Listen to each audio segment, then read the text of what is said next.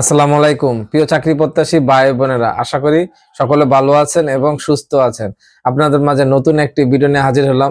আর যারা ইতিমধ্যে আমার এই চ্যানেলটি সাবস্ক্রাইব করেছেন তাদেরকে অসংখ্য ধন্যবাদ।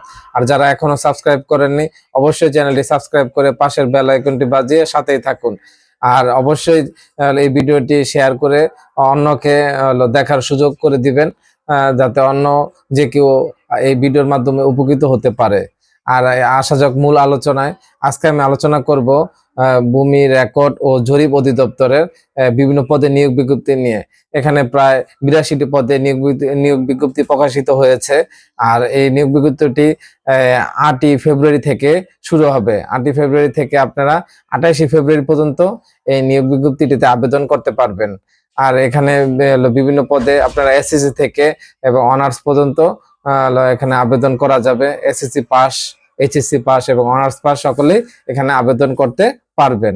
আর এই আশা ব্যক্ত রেখে আপনাদের মাঝ থেকে আজকে আমি বিদায় নিচ্ছি। আর যাবার আগে অবশ্যই বলবো আমার এই চ্যানেলটি সাবস্ক্রাইব করে পাশে থাকবেন। ধন্যবাদ।